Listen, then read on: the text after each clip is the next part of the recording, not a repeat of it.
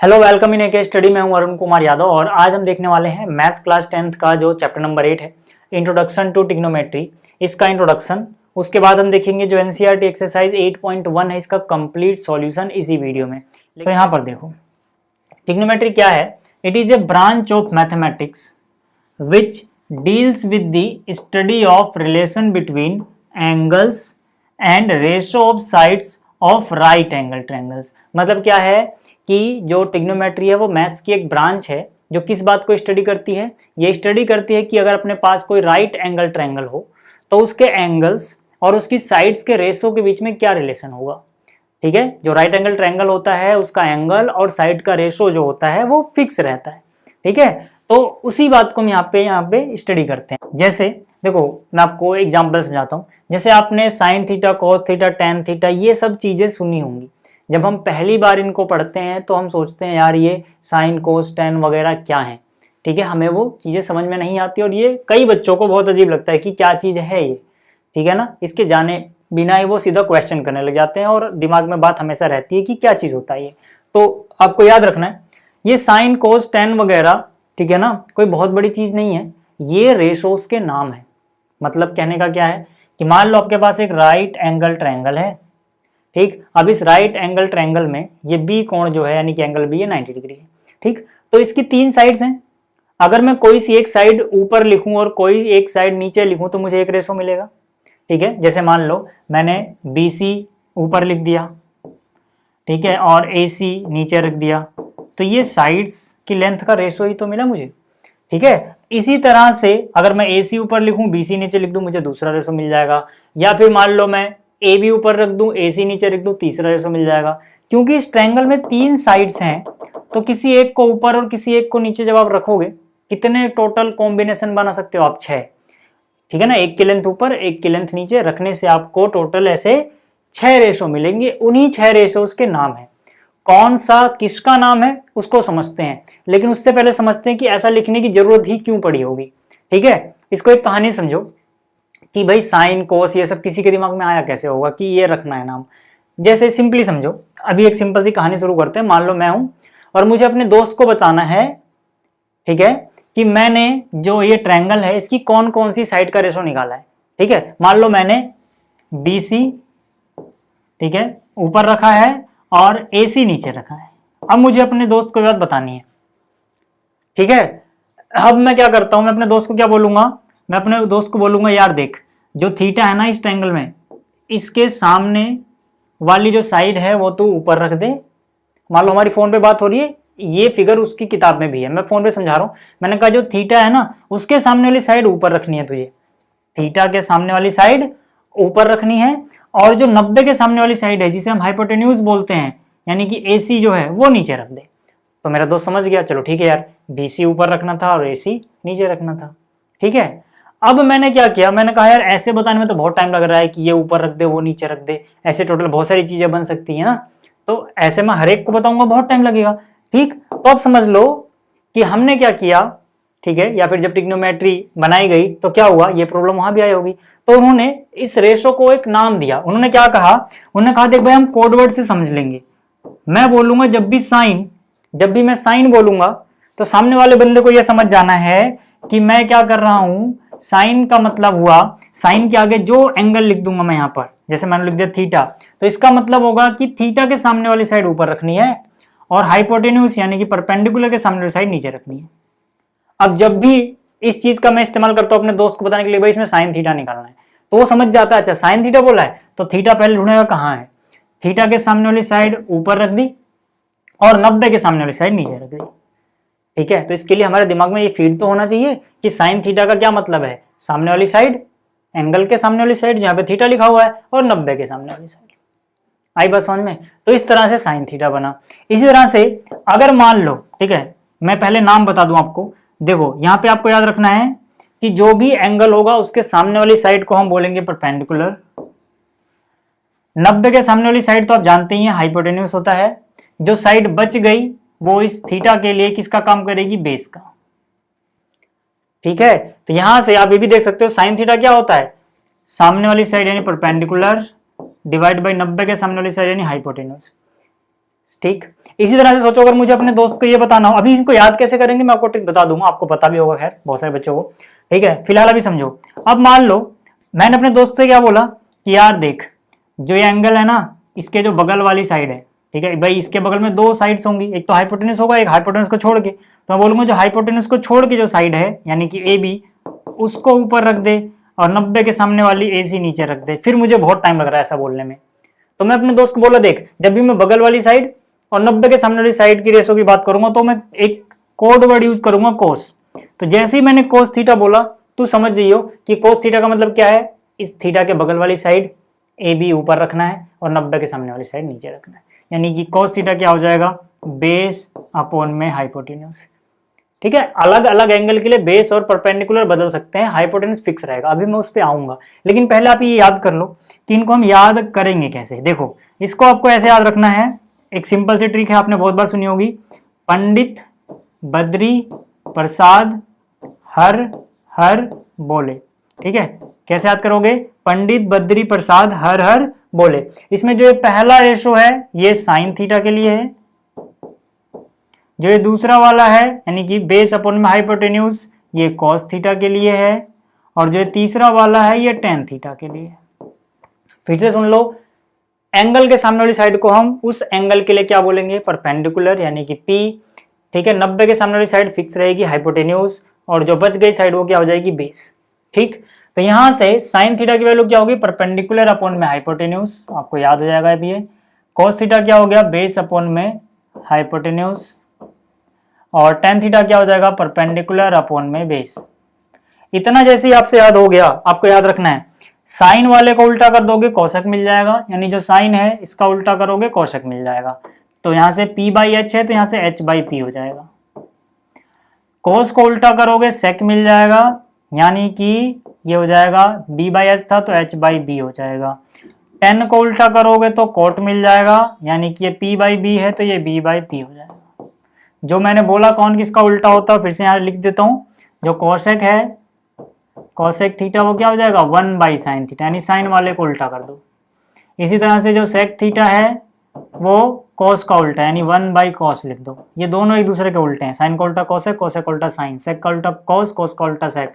और जो tan theta है, ठीक है, इसका उल्टा 1 बाई कॉट, या यूं भी कह सकते हो जो कॉट थीटा है वो 1 बाई टेन। ठीक, मतलब तीन चीजें हमें याद रख लेनी है, ठीक है, इस ट्रिक से। और साइन का उल्टा कोसेक, कॉस का उल्टा सेक, टेन का उल्टा कॉट, ये हो जाएगा। ठीक है, फिर से एक बार करते हैं याद करने के लिए, फिर से एक बार करते हैं चलो इसको। ठीक है, मैंने क्या बोला, यहाँ पे हमें क्या लिखना है, पहले इसको लिख दूं, हमें लिखना है पंडित बद्री प्रसाद हर हर बोले।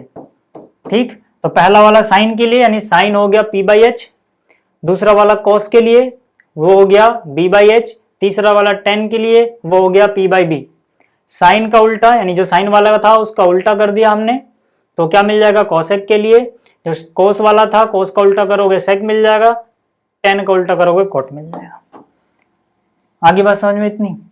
ठीक, अब अगर आपको ये समझ में आया तो अब एक बात और आपको समझनी है, क्या चीज है वो, कि भाई थीटा के लिए जो परपेंडिकुलर बेस होगा वो दूसरे एंगल के लिए नहीं होगा, वो दूसरे एंगल के लिए बदल जाएगा। मतलब यही मैं ट्रायंगल बनाऊं, अगर वापस से सेम ट्रायंगल बनाया, मान लो ये C है, ये B है, ये A है। अब इस बार मैंने यहाँ पे अल्फा लिया, देखो थीटा यहाँ पे था, जो थीटा वहीं रहने दो, यहाँ पे मैंने दूसरा एंगल ले लिया, अल्फा बोलते हैं उसको।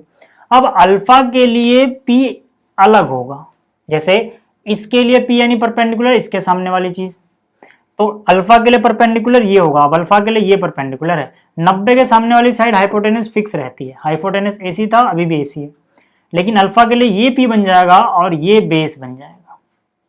तो उसी हिसाब से साइन थीटा और कोस थीटा इनका निकालेंगे। आई बात समझ में, फिर से याद रखना हाइपोटेनस फिक्स रहता है लेकिन परपेंडिकुलर और बेस एंगल के हिसाब से बदल जाते हैं, डिपेंड करता है आप कौन सा एंगल ले रहे हो। ठीक, इस पे एक छोटा सा क्वेश्चन कर लेते हैं, फिर एक्सरसाइज 8.1 पे आएंगे। ये 8.1 का क्वेश्चन नहीं है, सिंपली मैंने ऐसे लिख दिया है, इसको एक बार कर लो, फिर 8.1 करोगे आपको ज्यादा समझ आएगी। देखो यहाँ पे हमें फाइंड करना है sine P, sine R, tan P, tan R। तो फिर से वही यार, पंडित बद्री प्रसाद हर हर बोले। ठीक है, जो पहला रेशो है किसके लिए होता है, साइन थीटा के लिए। तो यहाँ पे साइन कितना है, साइन P। याद रखना जो ये एंगल होता है इसके बिना साइन का कोई मतलब नहीं होता। क्यों नहीं होता?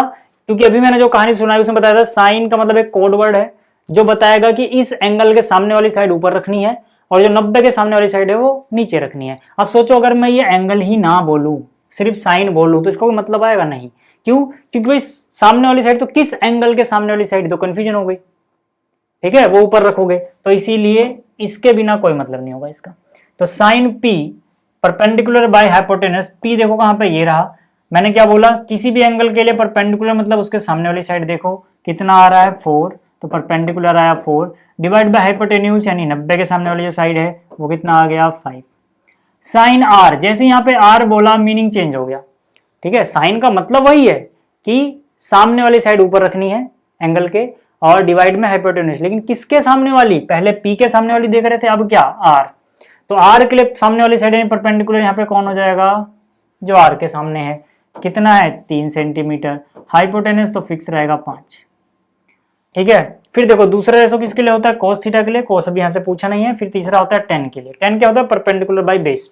तो पी के लिए परपेंडिकुलर मतलब पी के सामने जो है यानी कि 4, ये तो हाइपोटेनस रहेगा, ये वाली साइड 90 के साथ फिक्स है, तो अगर ये परपेंडिकुलर तो ये बचा बेस यानी कि 3। फिर टेन आर की अगर मैं बात करूं, अब फिर से टेन है तो मीनिंग वही रहेगा कि परपेंडिकुलर ऊपर लिखना है, बेस नीचे लिखना है, लेकिन किसके हिसाब से, आर के हिसाब से। तो आर के हिसाब से परपेंडिकुलर 3 है और आर के हिसाब से अब बेस हो जाएगा आर के बगल वाला यानी कि ये 4।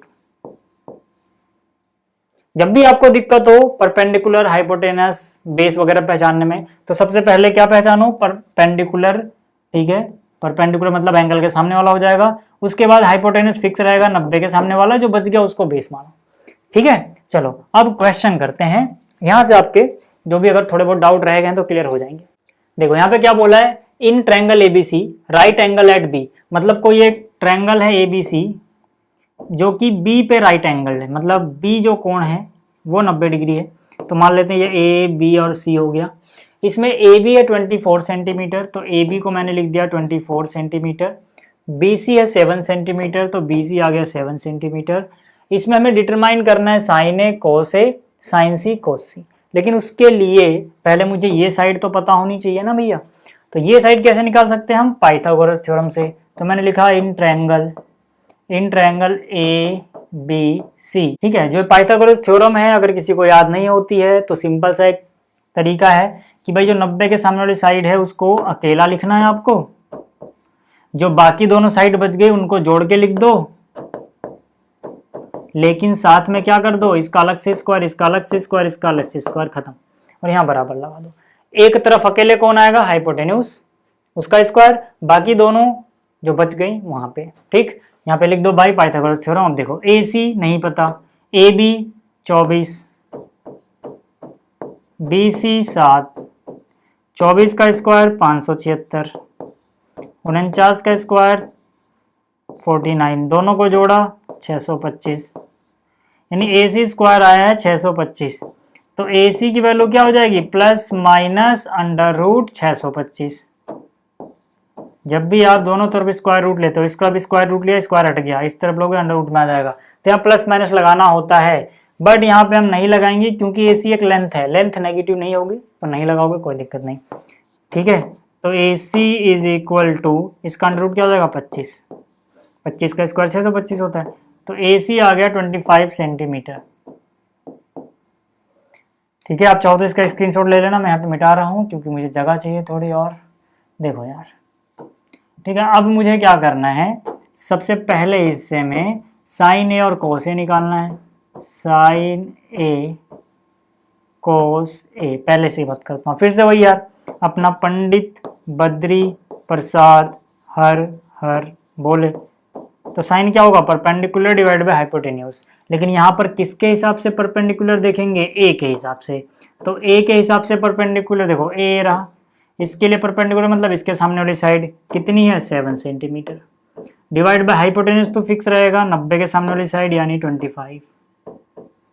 इसी तरह से अगर मैं कोस ए की बात करूंगा, कोस ए क्या होगा, दूसरा वाला रेशो कोस के लिए होता है, बेस अपॉन में हाइपोटेन्यूज। किसके लिए बेस देखना है भैया, ए के लिए।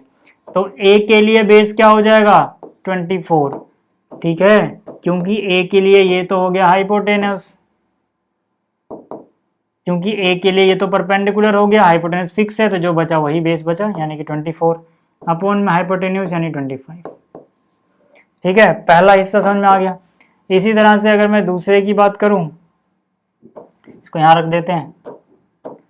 ठीक है, अगर मैं दूसरे की बात करूं, दूसरे में साइन सी और कॉस सी निकालना है, तो मैंने यहाँ लिखा साइन सी, यहाँ लिखा कॉस सी।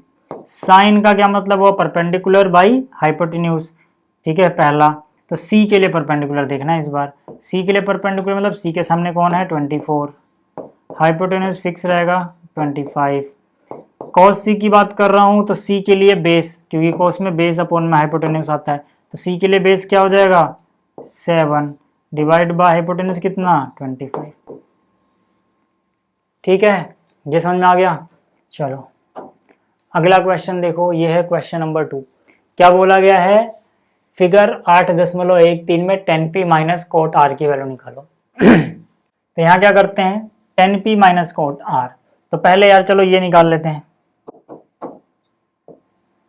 ठीक है, हालांकि इसके निकाले बिना भी ये सवाल हो जाएगा। ठीक है, वैल्यू की जरूरत भी नहीं पड़ेगी, बट फिर भी ठीक है, ये निकाल लो पाइथागोरस थ्योरम से। पाइथागोरस थ्योरम क्या, इन triangle P Q are. Pythagoras theorem क्या, 90 के सामने जो साइड है वो अकेले का स्क्वायर, 90 के सामने कौन है पी आर, इसका अकेले का स्क्वायर, बाकी दोनों साइड के स्क्वायर का सम, यानी कि पी क्यू का स्क्वायर प्लस क्यू आर का स्क्वायर। अच्छा, इसकी लेंथ निकाले बिना भी ये हो जाएगा, बता दूंगा अभी कैसे। ठीक है, पी क्यू कितना है भाई साहब 12, प्लस में क्यू आर नहीं पता, इक्वल टू पी आर 13, तो ये कितना हो गया 144 प्लस में क्यू आर स्क्वायर प्लस में हो गया 169, तो क्यू आर स्क्वायर कितना, ये माइनस में जाएगा, कितना बचेगा 25, तो क्यू आर कितना हो जाएगा, अंडर रूट ले लो 25 का 5। ठीक है भाई, तो ये आ गया है 5 सेंटीमीटर। ठीक है, इतना हो गया। चलो अब बात करते हैं जो हमें निकालना है।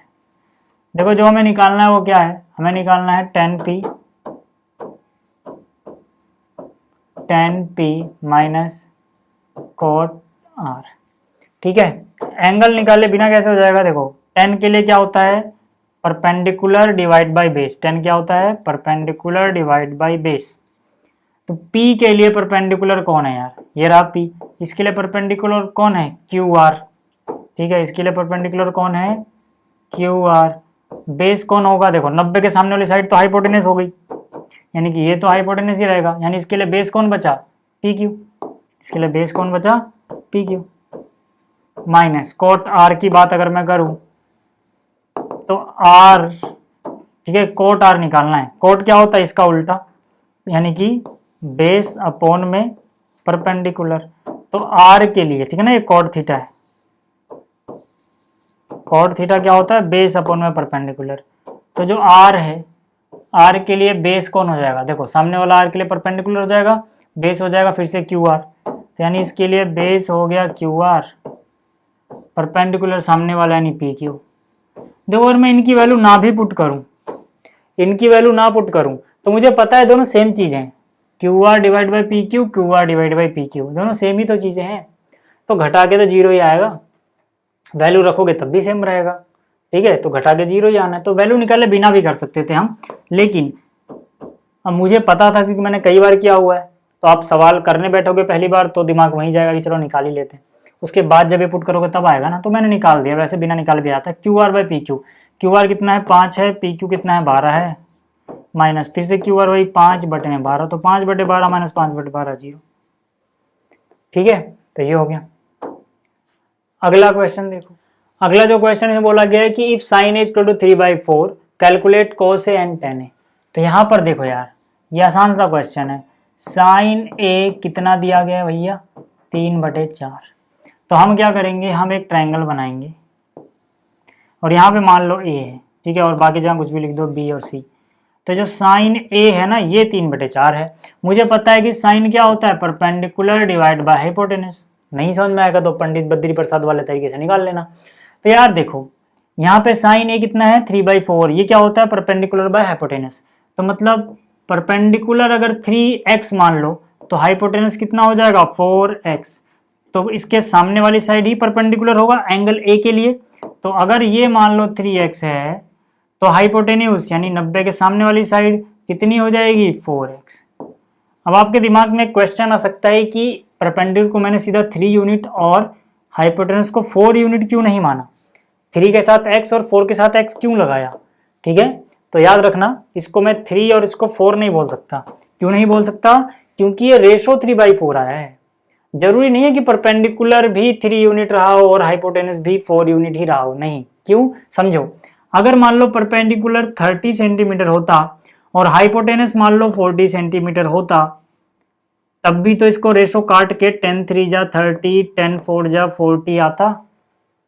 ठीक है, तो मतलब रेशो 3/4 होने का ये मतलब नहीं कि साइड भी 3 सेंटीमीटर और 4 सेंटीमीटर ही रही हो, जरूरी नहीं है ऐसा। ठीक है, तो यहां पर x क्यों मान लिया, क्योंकि जब मैं इसको 3x और 4x मान लूंगा तो x कट के रेशो क्या आ रहा है भाई, जो चीज कट गई होगी वही समझो x है। अब समझ में आ गया इसको 3x और 4x क्यों मानते हैं। अगर हम ऐसा ना माने तो टीचर मार्क्स काट सकता है। ठीक है, तो ऐसे ही मान के चलना है, 3 और 4 मत लिखना यार। ठीक, अब यहां से मुझे क्या चाहिए, cos a और tan है, जिसके लिए मुझे ab की जरूरत पड़ेगी। तो ab निकाल लेते हैं। ab कैसे निकालोगे यार, पाइथागोरस थ्योरम से। पाइथागोरस थ्योरम क्या कहती है कि भाई 90 के सामने जो हाइपोटेन्यूज है यानी कि 4x, उसका अकेले का स्क्वायर, और बाकी दोनों साइड बच गई यानी कि ab, इसका स्क्वायर प्लस में जो दूसरी साइड बची क्या 3x, इसका स्क्वायर। ठीक है, यहाँ पे लिख लेना बाई पाइथागोरस थ्योरम। तो यहाँ से ab स्क्वायर प्लस 3 का स्क्वायर हो गया 9x स्क्वायर का x स्क्वायर बराबर ये हो जाएगा 16x स्क्वायर। तो यहाँ से ab square is equal to 16x square minus 9x square यानी कि 7x स्क्वायर बचेगा। ठीक है, तो ये ab स्क्वायर की वैल्यू है। हम ab की वैल्यू निकालेंगे, दोनों तरफ अंडर रूट लगेगा, उधर प्लस माइनस लगाना चाहिए था बट क्योंकि ये लेंथ है नहीं लगाओगे कोई दिक्कत नहीं। तो 7 का रूट हो गया √7, x स्क्वायर का रूट हो गया x, यानी कि ab अपने पास आ गया √7x। यहाँ तक कोई दिक्कत है तो बोलो, कमेंट में बता दो। ठीक है, कोई दिक्कत नहीं यहाँ तक। ठीक है, आगे चल रहे हैं फिर। ठीक है, स्क्रीनशॉट वगैरह ले लेना, जहाँ जहाँ मिटा देता हूँ। अब देखो यार, अपने को निकालना क्या है, cos a निकालना भैया, और क्या निकालना है, tan a निकालना है।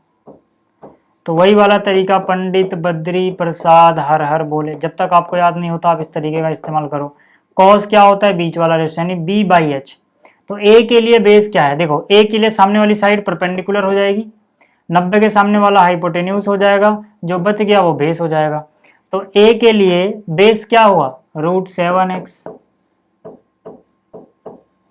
डिवाइड बाई हाइपोटेन्यूज तो फिक्स रहेगा 4x।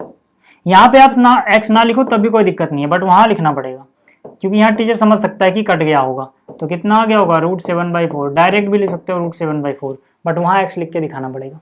ठीक है, अच्छा tan क्या होता है, लास्ट वाला ratio perpendicular by base. a के लिए परपेंडिकुलर क्या है 3x, मैं डायरेक्ट 3 लिख दे रहा हूँ। बेस क्या है √7x, तो मैं √7 ही लिख दे रहा हूँ। ठीक है, x कट गया होगा, टीचर यहाँ समझ जाएगा, बट वहां लिखना पड़ेगा आपको क्योंकि आप यहाँ रेशो लिख रहे हो लेकिन वहां लेंथ लिख रहे हो।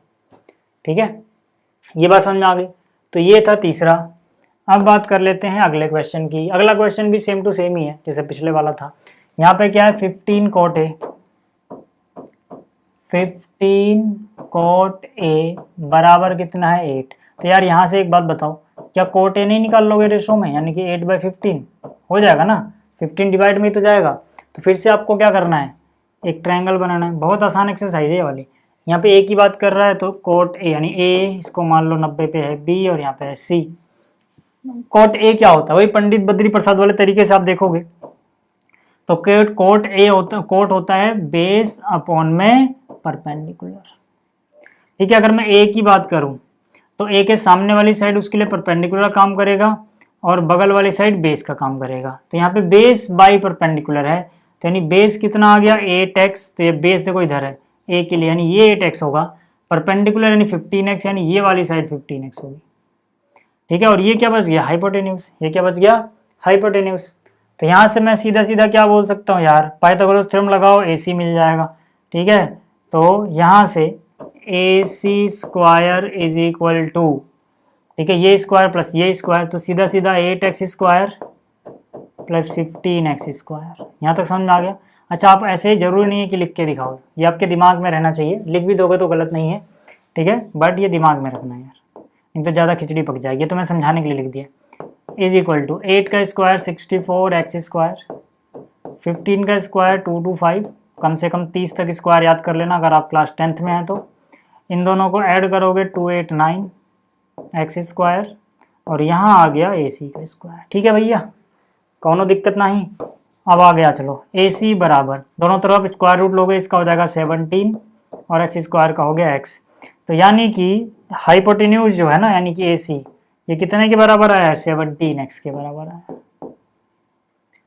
ठीक, स्क्रीनशॉट लेना हो तो ले लो, मिटा रहा हूँ।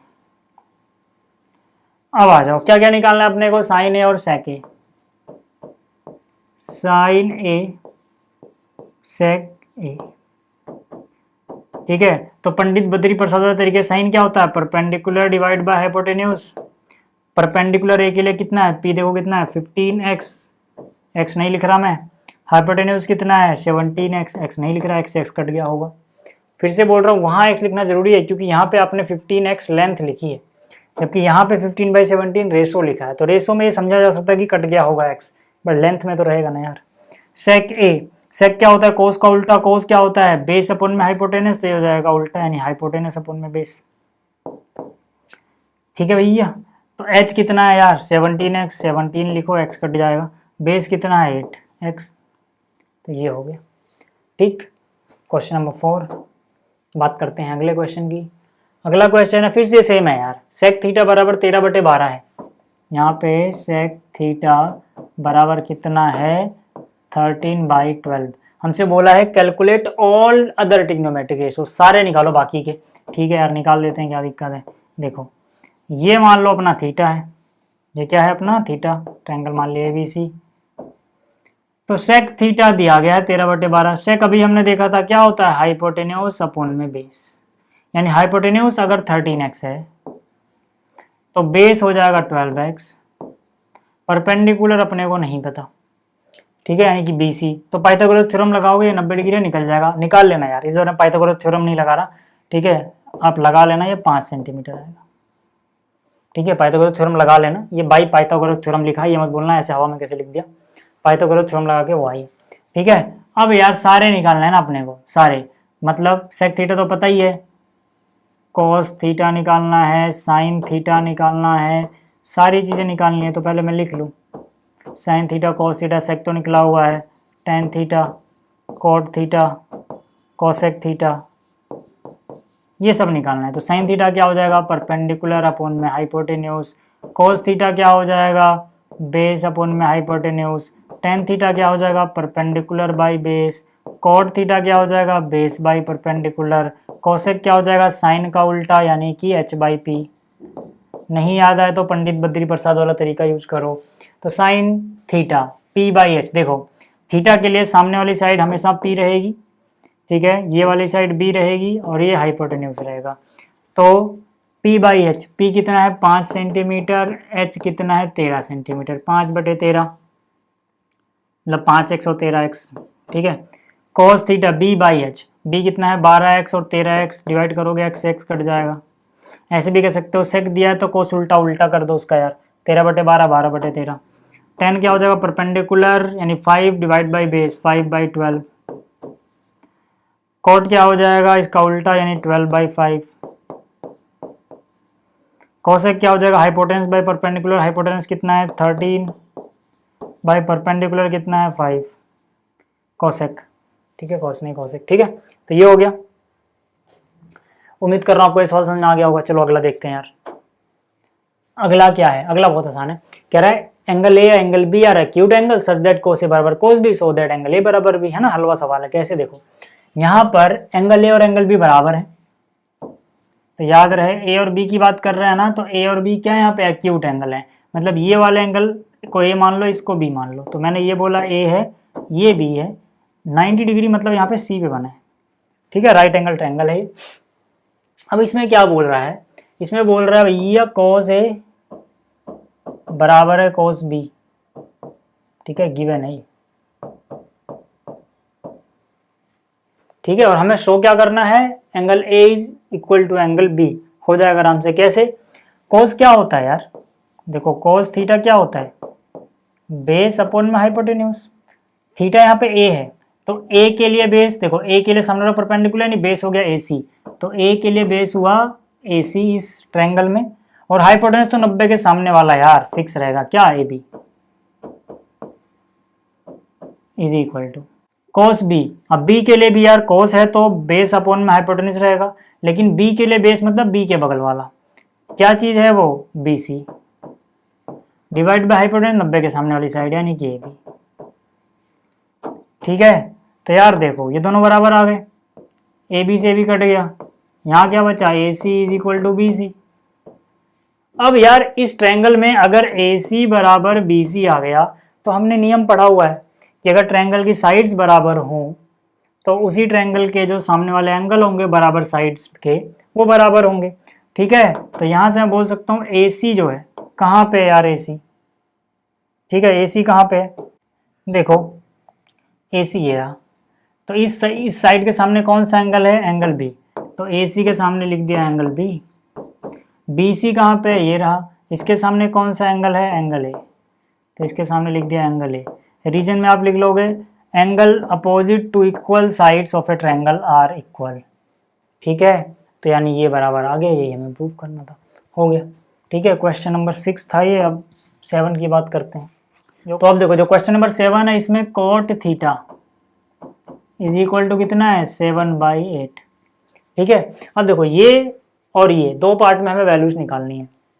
ये क्वेश्चन डायरेक्ट फॉर्मूले से भी हो जाएगा अगर मैं ट्रायंगल वाले तरीके से ना करूँ तो भी, लेकिन जिन फॉर्मूलों का इस्तेमाल होगा वो मैंने अभी तक आपको नहीं पढ़ाया, साथ ही साथ एनसीईआरटी में भी वो फॉर्मूले इस एक्सरसाइज के बाद दिए गए हैं। ठीक है, तो मतलब क्या है कि सामने वाला ये एक्सपेक्ट कर रहा है कि हम उन फॉर्मूलों के बिना ट्रायंगल वाले तरीके से ही इसको करें। हालांकि वैसे कर दोगे तो गलत नहीं है, बट फिर भी बिना उसके ही मैं कर रहा हूँ ट्रायंगल वाले तरीके से। वो कोट थीटा, कोट क्या होता है यार, कोट होता है भैया बेस डिवाइड बाई परपेंडिकुलर। ठीक है, तो यहाँ पर देखो अगर मैं थीटा मान लो यहाँ पे मान रहा हूँ तो थीटा के लिए सामने वाली साइड क्या होती है, परपेंडिकुलर। ठीक है, 90 के सामने वाली साइड हमेशा हाइपोटेन्यूज रहेगी, जो बच गया वो बेस होगा इस थीटा के लिए।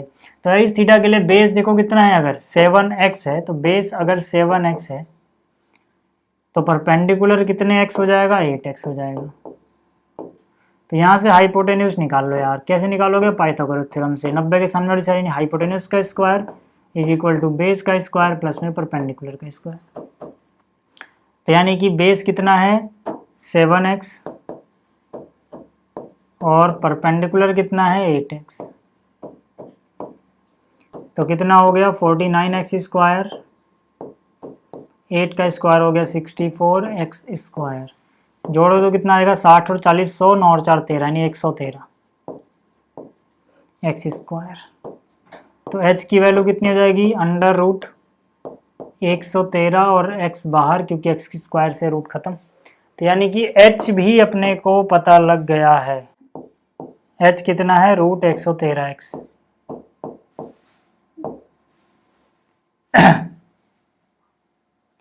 ठीक है, अब यार ये पता है तो सब पता है, देखो इतना आप उतार लेना। मुझे क्या चाहिए यार, देखते हैं। पहला जो पार्ट है इसमें क्या है 1 प्लस साइन थीटा इंटू में 1 minus sine theta divide by 1 plus cos theta. बहुत आसान सा चैप्टर है यार ये, आपको सारी एक्सरसाइज आसान लगेंगी जब भी मैं पढ़ाऊँगा। ठीक है, चाहे वो जो आगे खतरनाक वाले सवाल है ना वो भी आपको आसान लगेंगे। फिलहाल अभी हम 8.1 कर रहे हैं तो इस पर फोकस करो। देखो यहाँ पे a plus B A minus B है, a plus B A minus B क्या होता है यार, a का स्क्वायर माइनस b का स्क्वायर यानी कि 1 का square minus sine square theta divide by फिर से a plus B A minus B है यानी कि a का स्क्वायर नहीं 1 का square minus cos square theta. अब किन फॉर्मूलों की बात कर रहा था मैं वो समझ लो। मैं कह रहा था 1 का स्क्वायर 1 होता है, 1 minus sine square theta cos square theta होता है, और 1 minus cos square theta sine square theta होता है, फिर sign square theta divide by cos square tan square हो जाएगा। बट हम उस तरीके से नहीं कर रहे हैं क्योंकि मैंने वो फॉर्मूला नहीं पढ़ा है ना, तो आप यहीं पे फोकस करोगे। देखो यार 1 का स्क्वायर 1 हो गया माइनस, सीधा साइन थीटा की वैल्यू निकाल लो यहाँ से। साइन थीटा की वैल्यू देखो, साइन थीटा की वैल्यू चाहे तो निकाल के रख ही लो पहले यार, साइन थीटा क्या हो जाएगा, देखो परपेंडिकुलर अपॉन में हाइपोटेनस होता है साइन थीटा, तो परपेंडिकुलर यानी 8 by under root 113x, x cut गया होगा। फिर हमें cos थीटा की वैल्यू पुट करनी है, cos थीटा भी पहले से निकाल के रख लो यार। cos थीटा होता है बेस अपॉन में हाइपोटेनस, बेस है 7x, x कट जाएगा 7 और 113। अब यहाँ पे वैल्यू पुट कर दो यार। हम इस तरीके से करेंगे, अभी फॉर्मूले से भी किया जा सकता था, कोई दिक्कत वाली बात है नहीं, बट अभी हम उस तरीके से नहीं कर रहे। ये वैल्यू पुट करनी है मुझे, ठीक है। 1 माइनस साइन स्क्वायर, साइन की वैल्यू कितनी है 8 divide by under root 113। Sine का स्क्वायर है तो इसका स्क्वायर लगेगा, डिवाइड बाई, देखो फिर क्या आ रहा है यहाँ पे डिवाइड, तो मैं क्या करूँगा यहाँ डिवाइड का निशान, 1 का स्क्वायर हुआ 1 माइनस कॉस स्क्वायर थीटा। याद रखना है आपको, ये कॉस स्क्वायर थीटा या साइन स्क्वायर थीटा है, इसका मतलब होता है कॉस थीटा की वैल्यू अंदर रखो फिर स्क्वायर कर दो। समझ में आया? तो यानी कि कॉस थीटा की वैल्यू कितनी है 7 डिवाइड बाई 113 अंडर रूट के अंदर कॉस का स्क्वायर है तो इसका स्क्वायर आ जाएगा। यहाँ तक तो कोई दिक्कत नहीं होगी समझने में, ठीक है। 1 माइनस 8 का स्क्वायर आप लोग बचपन से जानते हो 64, अंडर रूट 113 का स्क्वायर करोगे अंडर रूट हट जाएगा। फिर यहाँ से 1 माइनस 7 का स्क्वायर बचपन से पता है, ठीक है, और ये कितना 113। अब यहाँ पे आ जाओ, 113 इंटू 1 कितना हो जाएगा 113 माइनस में 64 डिवाइड बाई कितना 113 डिवाइड, फिर 113 इंटू 1 वही रहेगा, माइनस में 49, सबके डिवाइड में 113 आ जाएगा। नीचे वाले से नीचे वाला कट जाएगा, 113 में से 64 घटाओगे कितना बचेगा 49, 113 में से 49 घटाओगे कितना बचेगा 64। ये आ गई इसकी वैल्यू, ठीक है। तो ये था इसका भैया पहला हिस्सा। दूसरे हिस्से की अगर हम बात करें, मैं दूसरा हिस्सा यहीं पे कर देता हूँ। सेकंड पार्ट में क्या बोल रहा है, कॉट स्क्वायर थीटा निकाल दो, ठीक है, यही तो बोल रहा है cot square theta. Cot square theta के लिए कॉट की तो वैल्यू दी गई यार, सीधा सीधा क्वेश्चन में दे दी है 7/8, तो मतलब क्या है यार 7/8 रख दिया कॉट थीटा की वैल्यू, स्क्वायर है तो स्क्वायर कर दिया, इसका आंसर भी सेम आएगा 49 डिवाइड बाई 64, ठीक है, ये भी हो गया। अब बात करते हैं अगले की। अब देखो जो क्वेश्चन नंबर 8 है इसमें बोला गया है if 3 cot a equal to 4 check whether this is equal to this or not, ठीक है। तो यहाँ से पहले देखो यार 3 cot a is equal to है 4, तो पक्की बात है cot a बराबर हो गया 4 डिवाइड बाई 3, ठीक है। तो पहले एक ट्रायंगल बनाओ, यहाँ पे मान लो ये a है, ये b है, ये c है, ठीक है। इस एंगल पे सारे ट्रिग्नोमेट्रिक रेशो जो भी यूज हुए हैं वो दिए गए हैं, ठीक है। तो कोट ए देखो, अभी मैंने आपको बताया था पंडित बद्री प्रसाद वाला तरीका, उस हिसाब से कोट क्या 10 का उल्टा है, देखो यही तो था पंडित बद्री प्रसाद हर बोले, ये होता था 10, तो इसका उल्टा करोगे कोट मिल जाएगा, यानी बी ऊपर और पी नीचे,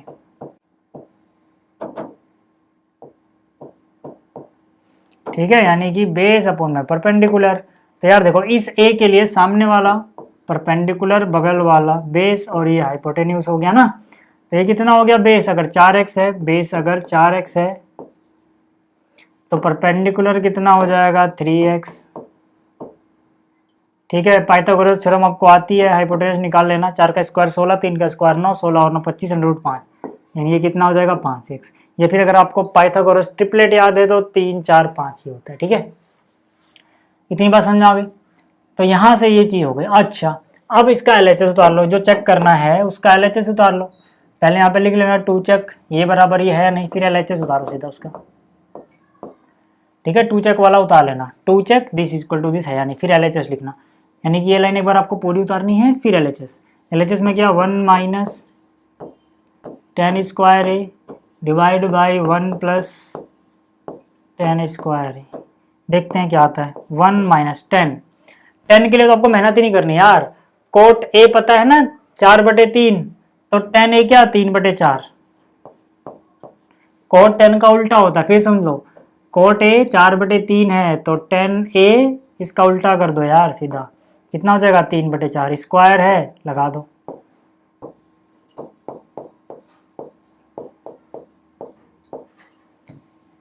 कितना हो जाएगा देखो 1 माइनस 3 का स्क्वायर हो गया 9, 4 का स्क्वायर हो गया 16 डिवाइड बाई सेम नीचे है बस प्लस है, यानी कि 3 का स्क्वायर 9, 4 का स्क्वायर 16।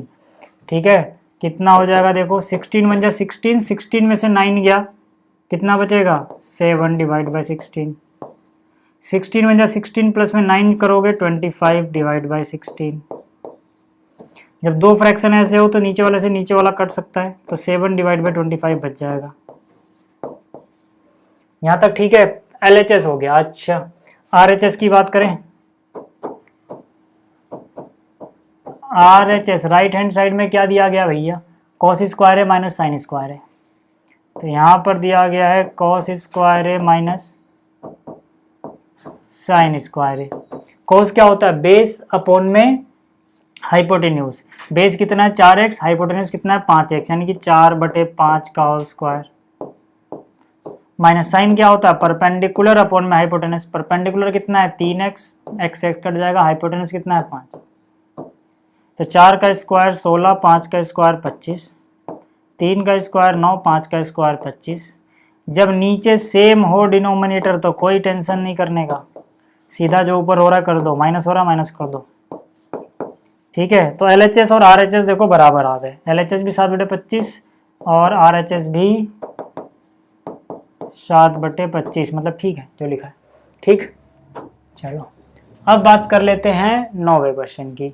9वां क्वेश्चन क्या है, in triangle ABC right angle at B, मतलब एक ट्रायंगल है ABC जो B पे राइट एंगल है। ठीक है, तो ये बना लिया, tan A बराबर 1/√3, जो tan A है यह है 1 डिवाइड बाय √3, तो tan क्या होता है परपेंडिकुलर अपॉन में बेस, तो यानी कि ये रहा अपना एंगल A की बात की गई है यहाँ पे, तो यानी कि अगर P 1x है 1x तो B √3x होगा। ठीक है, तो हम क्या करेंगे यार, AC निकाल लो पहले, तो AC का स्क्वायर पाइथागोरस थ्योरम लगा, तो AC का स्क्वायर बराबर x का स्क्वायर प्लस √3x का स्क्वायर, ये हो जाएगा x स्क्वायर प्लस √3 का स्क्वायर 3 होता है, x स्क्वायर 3 और 1 यानी कि 4x स्क्वायर। तो AC की वैल्यू रूट लोगे तो 4 का रूट हो जाएगा 2, क्योंकि ये AC स्क्वायर की वैल्यू है, x स्क्वायर का रूट x, यानी कि ये हो जाएगा 2x। ठीक है, पाइथागोरस थ्योरम ये यूज कर लेना, इतना आ गया। ठीक है, तो पहले हिस्से की बात करते हैं। पहले हिस्से में क्या, साइन ए कोस सी प्लस कोस ए साइन सी, साइन ए कोस सी प्लस कोस ए साइन सी, ये निकालना है अपने को। ठीक है, जो भी यहाँ पे लिखा हुआ है, तो यहाँ पे आ जाओ, पहले साइन ए बताओ, ए के लिए साइन मतलब परपेंडिकुलर डिवाइड बाय हाइपोटेनस होता है, साइन थीटा क्या होता है परपेंडिकुलर डिवाइड बाय हाइपोटेनस, इसके लिए परपेंडिकुलर x हो गया, हाइपोटेनस कितना है 2x, तो x/2x कितना हो जाएगा 1/2, भैया x/2x करोगे ना तो x बन जा 1 डिवाइड बाई 2 ही तो बचेगा। फिर बात करते हैं cos c मल्टीप्लाई में, यानी multiply cos c, cos c की वैल्यू c देखो यहाँ पर है। ठीक है, तो c के लिए पहली बात तो ये cos है, cos होता है बेस अपॉन में हाइपोटेन्यूज, तो c के लिए बेस क्या है, देखो ये परपेंडिकुलर है तो जो बच गया ये बेस है, तो c के लिए बेस क्या हो गया x, हाइपोटेन्यूज क्या 2x, x/2x फिर से 1/2 प्लस, फिर बात कर लेते हैं जरा cos a की, cos a मतलब a के लिए cos निकालना है, cos a के लिए बेस देखो, cos a क्या होता है बेस बाय हाइपोटेन्यूज, तो a के लिए बेस क्या हो जाएगा √3x और हाइपोटेन्यूज क्या रूट मतलब 2x, तो ये हो जाएगा √3/2, यानी इसकी वैल्यू आ गई √3 डिवाइड बाई 2 इंटू में साइन c। अब साइन c निकालना है, तो साइन क्या होता है परपेंडिकुलर, लेकिन किसके हिसाब से परपेंडिकुलर, c के हिसाब से, तो परपेंडिकुलर हो गया √3x, x से x कट जाएगा लिखो मत, हाइपोटेन्यूज। ठीक है ना, साइन c क्या होगा परपेंडिकुलर डिवाइड बाई हाइपोटेन्यूज, यानी कि 2 आ जाएगा यहाँ पे। समझ में आ रही है बात, तो यहाँ से 1 इंटू 1 2 इंटू 2 कितना हो गया 1/4, √3 इंटू √3 3 होता है, रूट के अंदर एक ही नंबर 2 बार हो तो रूट हटा दो, 2 इंटू 2 कितना 4, नीचे वाला एलसीएम सेम है, मतलब नीचे वाला डिनोमिनेटर सेम है, तो एलसीएम की टेंशन नहीं लेनी, 4 ही आएगा, और 3 + 1 सीधा सीधा कर दो अगर नीचे वाला नंबर सेम है, तो 4/4 कितना होता है यार 1। आगे बात समझ में, तो ये हो गया पहला हिस्सा। अच्छा, इसके सेकंड पार्ट की बात करें क्या, सेकंड पार्ट में cos a cos c minus sine a sine c. तो कॉस ए की वैल्यू कितनी है यार? कॉस ए मतलब क्या? देखो हमने निकाल ही रखा है, क्यों दोबारा मेहनत करनी। कॉस ए देखो यहाँ पर था √3/2, तो सीधा लिख दो ना यार। इनटू में कॉस सी देखो ये रहा, कॉस सी हमने ये निकाला था कि नहीं, कितना 1/2, तो 1/2 माइनस साइन ए देखो यहाँ पे निकाला था कि नहीं, 1/2 इनटू में साइन सी देखो लास्ट में निकाला था कि नहीं, √3/2। क्यों दोबारा मेहनत करनी यार, जब एक बार कर ली तो यहाँ से देखो ये दोनों सेम ही है, √3 1 जा √3, 2 2 जा 4, 1 इंटू √3 2 2 जा 4, सेम टू सेम है, माइनस करने पे क्या देंगे 0। ठीक है, ये भी हो गया।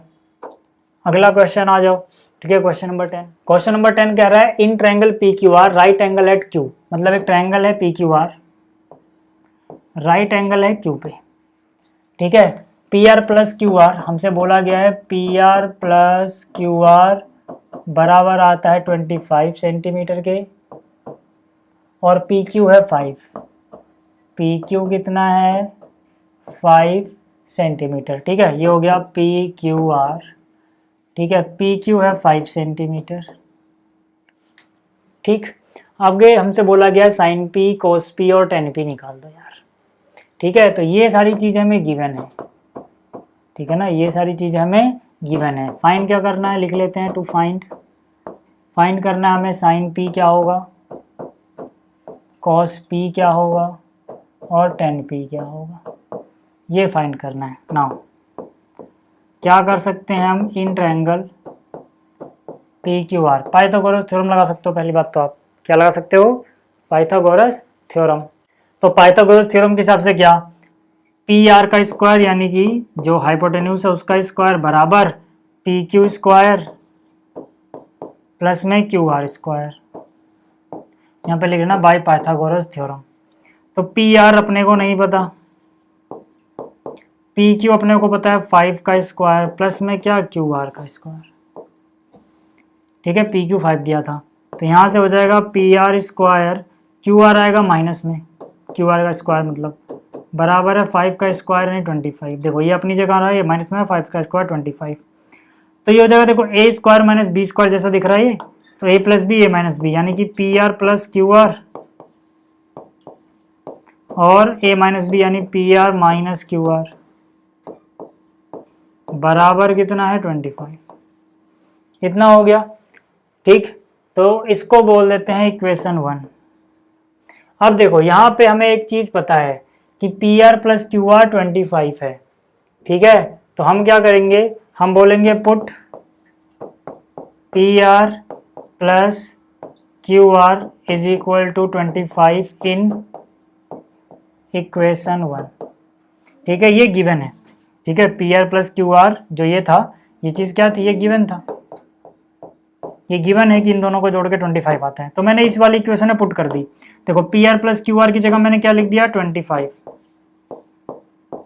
इसकी जगह यही लिखो P r minus q R बराबर क्या है 25। अगले स्टेप में 25 डिवाइड में जाएगा, 25 डिवाइड बाई 25 1 बचेगा, यानी p r minus q are is equal to आ गया 1। ठीक है ना, ये चीज़ कहाँ गई डिवाइड में, 25 डिवाइड बाई 25 1 आ गया। आप ऐसे भी काट सकते हो चाहो तो। ठीक है, अच्छा ये हो गया।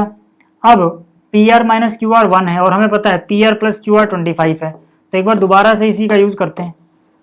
P R plus Q R बराबर है 25। ठीक है, इन दोनों को ऐड कर दिया, मान लो ये अपनी इक्वेशन आ गई 2, इसको 3 बोल दो चलो यार, तो इक्वेशन 2 + 3 कर दिया हमने। प्लस करोगे तो माइनस क्यू आर से प्लस क्यू आर कट गया, P R plus P R 2 P R, 25 और 1 26, तो पी आर की वैल्यू 26 डिवाइड बाई 2 यानी 13, तो पी आर 13 आ गया। अब जैसे ही पी आर 13 आया, मान लो इक्वेशन 3 को दोबारा उतारा, P R plus Q R बराबर कितना है 25 है, इस वाली को दोबारा उतार लिया। ठीक है, अब यहाँ से पी आर 13 है, तो पी आर की जगह 13 लिख दिया, तो यहाँ से क्यू आर कितना आ गया 12, 13 माइनस में जाएगा कितना बचेगा 12, तो क्यू आर आ गया 12 centimetre, P R 13, Q R 12। ठीक है, तो पी आर यहाँ पे आ जाओ, पी आर कितना आ गया 13 सेंटीमीटर और ये आ गया 12 सेंटीमीटर। ठीक है, अब हमसे जो भी निकालने को बोल रहा है ना हम वो निकाल सकते हैं यार। ठीक है, मैं जगह बना लेता हूँ थोड़ी। ठीक है, हमसे